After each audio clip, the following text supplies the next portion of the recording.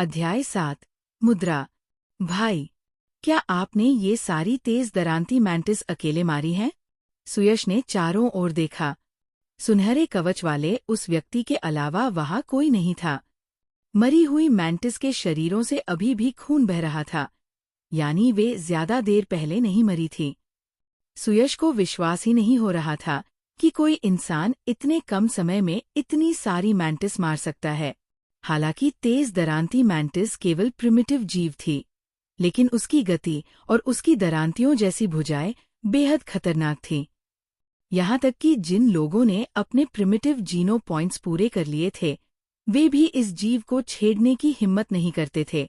आखिर इंसानी शरीर में बहुत सी कमजोर जगहें होती है। कोई भी अपनी जान जोखिम में डालना या हमेशा के लिए घायल होना नहीं चाहता था।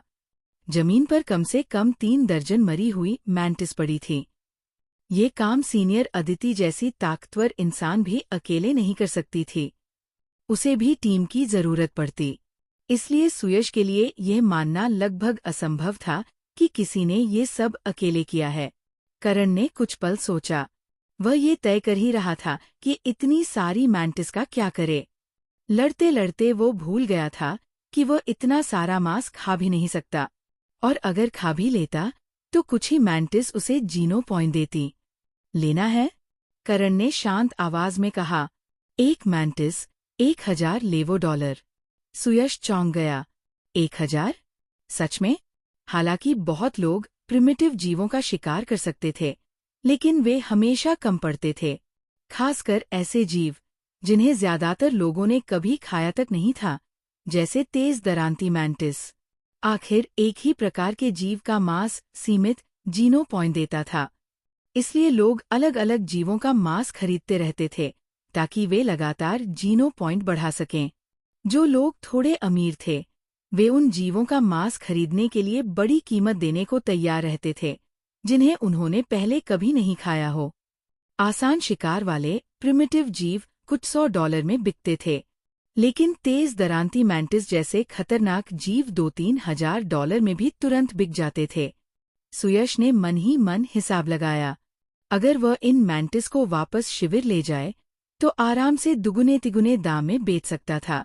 हाँ, 1000 प्रति मैंटिस, करण ने सिर हिलाते हुए कहा। असल में करण उनकी असली कीमत जानता था, लेकिन उसके पास न कोई वाहन था और न ऐसा कोई साधन जिससे वह इतने सारे शव वापस ले जा सके। अगर वो उन्हें छोड़कर मदद लेने जाता तो शायद लौटने तक सब चोरी हो जाते। और सबसे बड़ी बात, वो अपना समय इन सब में बर्बाद नहीं करना चाहता था। उसे ज्यादा जरूरी काम करने थे। थोड़ा कम मुनाफा उसे मंजूर था। थोक व्यापारी को खुदरा व्यापारी के लिए भी कुछ फायदा छोड़ना पड़ता है। ठीक है, मैं सब खरीदता हूँ। कुल कितनी है? सुयश तुरंत तैयार हो गया। तेज दरांती मैंटिस केवल पैसे कमाने का जरिया नहीं थी। ऐसे दुर्लभ प्रिमिटिव जीव शानदार उपहार भी बन सकते थे। जब तक किसी ने अपने प्रिमिटिव जीनो पॉइंट पूरे न किए हों, वो ऐसा मांस कभी मना नहीं करता। कुल 43 है, करण ने सहजता से कहा। छूट देकर सिर्फ 40,000 लेवो डॉलर ले लूंगा। असल में उसे उम्मीद ही नहीं थी कि साधारण दिखने वाला ये युवक इतनी दौलत वाला निकलेगा। सुयश ने तुरंत अपना बटुआ निकाला। उसने 10-10 हजार डॉलर के नोटों की गड्डी निकालकर करण की ओर बढ़ा दी। भाई, मैं 50,000 देता हूँ। बाकी 50,000 एडवांस समझो। भविष्य में आपके पास जो भी अच्छा माल हो, मुझे देना। मैं हमेशा अच्छी कीमत दूंगा। अगर आपके पास म्यूटेंट जीव का मांस हो, तो और भी ज्यादा पैसे दूंगा। सुयश के लिए $1,00,000 बहुत छोटी रकम थी। इतना पैसा तो वह किसी शानदार डिनर पर भी खर्च कर सकता था। उसके सामने खड़ा ये इंसान इतना खतरनाक था कि उसने अकेले पूरी मैंटिस कॉलोनी खत्म कर दी। इसलिए ये लगभग तय था कि वह म्यूटेंट जीवों का भी शिकार कर सकता है। अगर उससे म्यूटेंट मांस खरीदा जा सके तो कुछ करोड़ खर्च करना भी बड़ी बात नहीं थी। करण ने पैसे लेते हुए हल्की हैरानी से सुयश को देखा। तुम्हें देखकर नहीं लगता था कि तुम इतने अमीर हो। सुयश तुरंत मुस्कुराया। सच कहूँ तो पैसे के अलावा मेरे पास कुछ नहीं है। अगर आपके पास कभी म्यूटेंट जीव का मांस हो तो मुझे जरूर बताइए। कीमत कोई समस्या नहीं होगी। करण को सुयश की उदारता पसंद आई। उसे लगा कि काले क्रिस्टल से विकसित किए गए जीवों के लिए सुयश एक आदर्श खरीदार हो सकता है। आखिर काले क्रिस्टल का रहस्य छिपाकर रखना जरूरी था। बाजार में खुलेआम बेचने से बेहतर था कि वह सब कुछ एक ही व्यक्ति को बेचे, और कीमत की चिंता भी नहीं करनी पड़ेगी, क्योंकि सुयश बेहद अमीर था। अच्छा, तुम्हारा नाम और कमरा नंबर? करण ने पूछा। अगर मेरे पास कुछ अच्छा हुआ तो मैं खुद आ जाऊंगा। मेरा नाम सुयश है, वो तुरंत बोला, और ये मेरा असली नाम है। लौह कवच शिविर में मेरा कमरा नंबर 1046 है। आपका नाम क्या है और आप कहाँ रहते हैं? करण हल्का मुस्कुराया। मुद्रा, मुझे सिर्फ उसी चीज की परवाह है। पैसे तैयार रखना। जब मेरे पास कुछ होगा मैं कमरा 1046 में आ जाऊंगा। ये कहकर करण ने पैसे जेब में रखे, हाथ हिलाया और पवन घाटी से बाहर निकल गया। अपने पिता की मृत्यु के बाद करण बदल चुका था।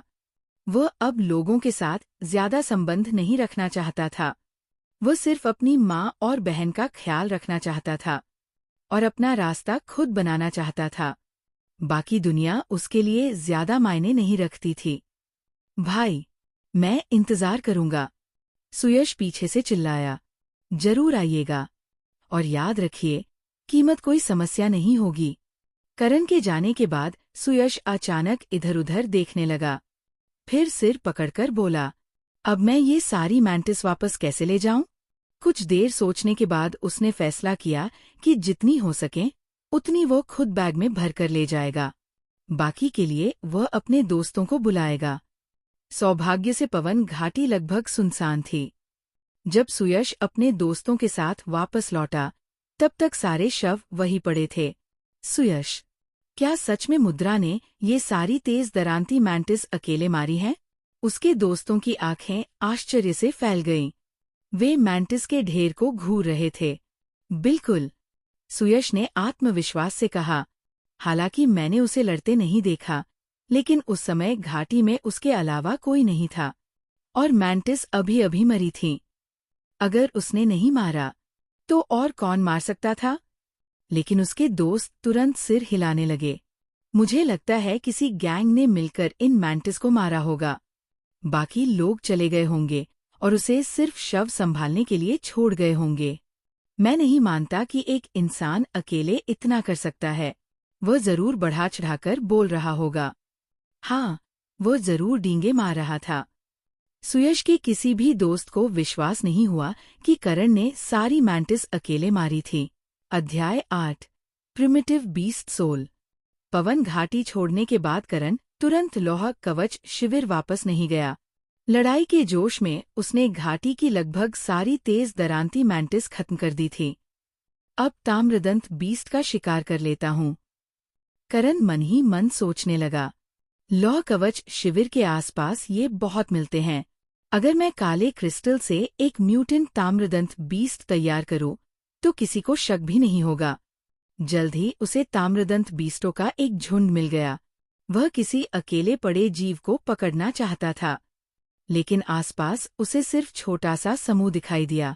अपने मजबूत कवच का फायदा उठाकर करण उन पर टूट पड़ा। कुछ ही समय में उसने एक को छोड़कर बाकी सबको मार डाला। प्रिमिटिव ताम्रदंत बीस्ट मारा गया। कोई बीस्ट सोल प्राप्त नहीं हुआ। ताम्रदंत बीस्ट का मांस खाने से यादृच्छिक रूप से 0 से 10 प्रिमिटिव जीनो पॉइंट प्राप्त हो सकते हैं। प्रिमिटिव ताम्रदंत बीस्ट मारा गया। प्रिमिटिव ताम्रदंत बीस्ट का बीस्ट सोल प्राप्त हुआ। ताम्रदंत बीस्ट का मांस खाने से यादृच्छिक रूप से 0 से 10 प्रिमिटिव जीनो पॉइंट प्राप्त हो सकते हैं। करण की आंखें आश्चर्य से फैल गईं।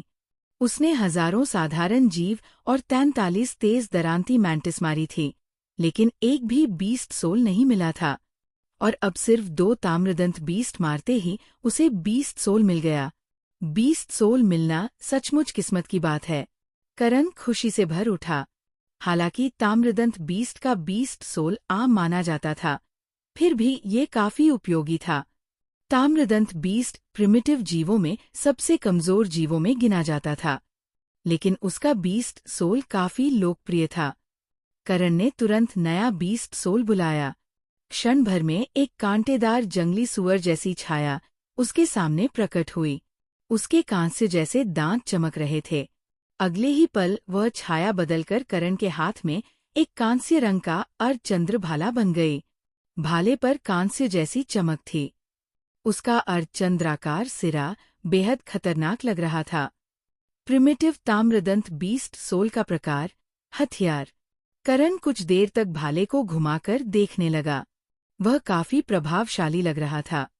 स्कूल में उसे बुनियादी भाला कौशल सिखाया गया था। करण को हर प्रकार के हथियारों में दिलचस्पी थी, इसलिए उसने ये कला अच्छी तरह सीखी थी। कुछ देर बाद उसने भाला वापस रख दिया। फिर बेहोश किए हुए जीवित ताम्रदंत बीस्ट को कंधे पर उठाया और लौटने लगा। रास्ते में उसने एक सुनसान जगह पर अपना सुनहरा कवच उतार दिया। अब वो फिर से सामान्य करण जैसा दिख रहा था। ताम्रदंत बीस्ट को कंधे पर लादे हुए वह लौह कवच शिविर की ओर बढ़ चला। शिविर के प्रवेश द्वार पर लगभग दर्जन भर लोगों का एक समूह बाहर निकल रहा था। वे सभी अलग अलग विशाल बीस्ट सोल सवारियों पर बैठे थे। उनके बीच सबसे आगे एक आदमी था। उसने इस्पाती कवच पहन रखा था और उसकी पीठ पर खून जैसी लाल तलवार बंधी थी। वह एक त्रिश्रृंगी दैत्य जैसी सवारी पर बैठा था। उसकी मौजूदगी बेहद दबदबे वाली थी। आसपास के लोग उसे ईर्ष्या से देख रहे थे। लौह कवच शिविर में 3 ऐसे महान लोग थे जिनका लक्ष्य पवित्र जीनो पॉइंट्स के साथ विकास करना था। उनमें से एक था देवपुत्र। करण उसका असली नाम या पहचान नहीं जानता था, लेकिन वो लौह कवच शिविर का राजा माना जाता था। ताम्रदंत बीस्ट उठाए करण चुपचाप एक ओर हट गया ताकि समूह निकल जाए। लेकिन तभी देवपुत्र ने अपनी सवारी रोक दी। चटाक! देवपुत्र ने चमड़े का कोड़ा निकालकर करण के कंधे पर जोरदार वार किया। ताम्रदंत बीस्ट जमीन पर गिर पड़ा। करण के कपड़े फट गए और उसके कंधे व पीठ पर सूजन उभर आई। देवपुत्र ने उसे घूरते हुए ठंडी आवाज में पूछा, इतनी हिम्मत किसकी हुई कि तुम्हें ये प्रिमिटिव जीव बेच दे?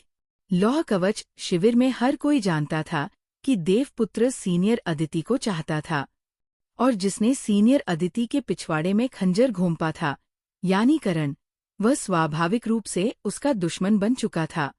असल में करण की दुर्दशा का एक बड़ा कारण देवपुत्र भी था। जब उसे पता चला कि सीनियर अदिति पर हमला हुआ है, तब उसने करण को पिटवाया था। साथ ही उसने पूरे शिविर में घोषणा कर दी थी कि जो भी करण के साथ व्यापार करेगा, वह जीवन भर उसका दुश्मन माना जाएगा। करण ने मुट्ठियां भींच लीं, लेकिन वो अपनी जगह से हिला नहीं। मैंने खुद शिकार किया है, उसने ठंडी आवाज में जवाब दिया। करण अच्छी तरह जानता था कि देवपुत्र उससे कहीं ज्यादा शक्तिशाली था। उसके पास अनगिनत जीनो पॉइंट्स और कई बीस्ट सोल थे। ऊपर से उसके साथ पूरा गिरोह था। अगर करण अभी लड़ने की कोशिश करता, तो वह देवपुत्र तक पहुंचने से पहले ही मार दिया जाता।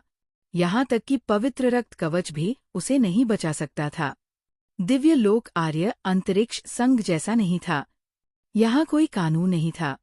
यहाँ सिर्फ ताकत मायने रखती थी। और अगर करण मर जाता, तो उसकी माँ और बहन का क्या होता? देवपुत्र ने चारों ओर देखते हुए ठंडी आवाज में कहा, अगर मुझे पता चला कि किसी ने तुम्हें कुछ बेचा है, तो मैं तुम दोनों को ऐसी मौत दूंगा कि जिंदगी भर याद रखोगे। ये कहकर वो आगे बढ़ गया। उसके पीछे चलते हुए एक युवक मुस्कुराया। अरे पिछवाड़ा पागल! वह था रोहित त्यागी, देवपुत्र का खास आदमी और आर्य अंतरिक्ष संघ में उसका पुराना साथी। उसी ने पहले करण की पिटाई में हिस्सा लिया था। रोहित त्यागी काले जंगली भैंसे जैसी सवारी पर बैठा था।